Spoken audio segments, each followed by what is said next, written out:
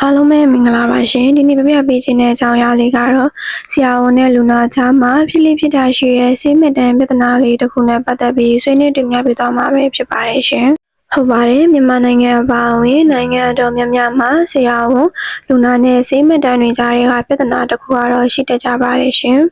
ဆရာဝန်ဘက်ကလူနာကိုဗာဆေးပေးရမှန်းသိချမရှင်းပြတာဆေးမတန်ရေးမပေးတာလူနာဘက်ကလည်းမိမိဆေးမတန်ကိုသိချမသိသိပဲနောက်တစ်ချိန်ပြတဲ့အခါယူမလာတာမျိုးတွေဟာကုသမှုအပိုင်းမှာအနှောင့်အယှက်ဖြစ်စေပါတယ်ရှင်ဒီပြဿနာတွေကိုနှစ်ဦးနှစ်ဖက်ပြေလည်အောင်ဖြေရှင်းနိုင်မယ်လက်တွေ့ကျတဲ့နည်းလမ်းကောင်းများကိုလူနာရောဆရာဝန်ပါလိုက်နာနိုင်ဖို့အောက်ပါအတိုင်းမျှဝေပေးလိုက်ပါတယ်ရှင်ပထမဦးစွာလူနာများအတွက်လက်တွေ့ကျသောအလေးအကျင့်ကောင်းများကိုအရင်ဦးဆုံးပြပြပေးချင်ပါတယ်ရှင်မိမိကျန်းမာရေးအတွက်မိမိမှာအဓိကတာဝန်ရှိတာကြောင့်ဆေးမှတ်တမ်းတွေကိုအလွယ်တကူသိသိနိုင်မယ်နည်းလမ်းတွေကိုအသုံးပြုသင့်ပါတယ်ရှင်ဒီဂျစ်တယ်စနစ်ဖြင့်သိသိပါစာရွက်စာတမ်းတွေဟာပျောက်ပြက်လွယ်ပျက်စီးလွယ်ပါတယ်ရှင်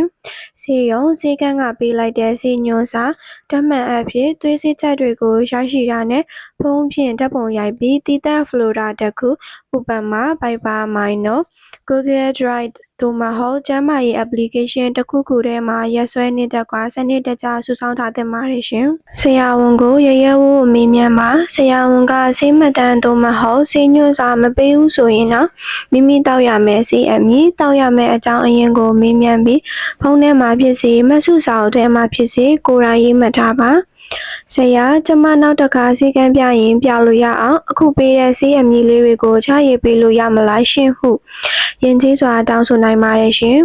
ဆေးအိတ်တို့မဟုတ်ဆေးဘူးကိုများကိုတင်ထားပါဆေးညွှန်းစာရွက်မရှိရင်တော့မိမိတောက်နေကြဆေးကဆေးဘူးကိုတွေကိုပြစ်မချပဲအိတ်တစ်လုံးထဲစုထည့်ထားပြီးနောက်တစ်ချိန်ဆရာဝန်နဲ့ပြရင်တပါးတည်းယူဆောင်သွားပါရှင်ဒုတိယအချက်အနေဖြင့်ဆရာဝန်များနှင့်ဆေးကမ်းများအတွက်အကြံပြုချက်လေးလည်းရှိနေပါတယ်ရှင်လူနာတွေရဲ့ကျန်းမာရေးအခြေအနေကိုရေရှည်စောင့်ကြည့်နိုင်ဖို့နဲ့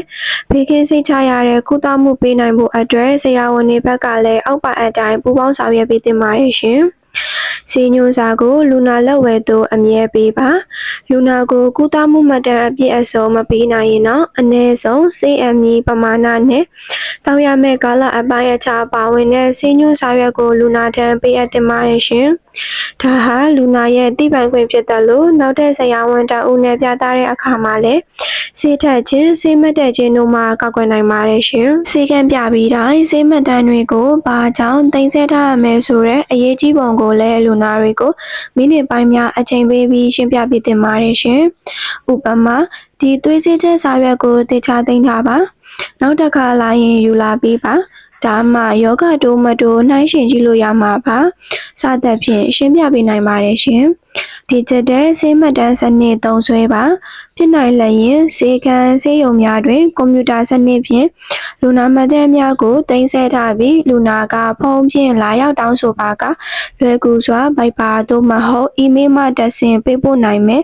ပုံစံမျိုးကိုပြင်ဆင်ထားသင့်ပါတယ်ရှင်ဆေးမှတ်တမ်းဆိုတာဆရာဝန်နဲ့လူနာကြားယုံကြည်မှုရဲ့အစိတ်အပိုင်းတစ်ခုဖြစ်တာကြောင့်ဒီပြဿနာကိုဖြေရှင်းမှုအကောင်းဆုံးသောချက်ကတော့ပွင့်လင်းစွာဆက်သွယ်ပြောဆိုခြင်း communication ပဲဖြစ်ပါတယ်ရှင်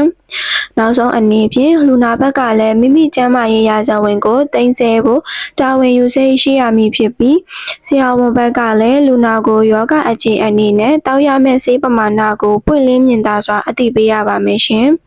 အခုလိုအပြန်အလှန်နားလည်မှုရှိမှသာကုသမှုများပုံမှုအောင်မြင်ပြီးဘေးကင်းစိတ်ချရမှာပဲဖြစ်ပါတယ်ရှင်ဗီဒီယိုလေးကိုအဆုံးထိကြည့်ရှုပေးခဲ့ကြတဲ့အတွက်အားလုံးကိုအထူးပဲကျေးဇူးတင်ရှိပါတယ်ရှင်နောက်ထပ်လည်းဒီလိုစိတ်ဝင်စားဖို့ကောင်းတဲ့အကြောင်းအရာလေးတွေကိုမလွတ်တမ်းကြည့်ရှုနားထောင်နိုင်ဖို့အတွက်အကောင့်လေးကိုအပေါင်းလေးနဲ့အသေးလေးပြီးဖို့မမိပါနဲ့နော်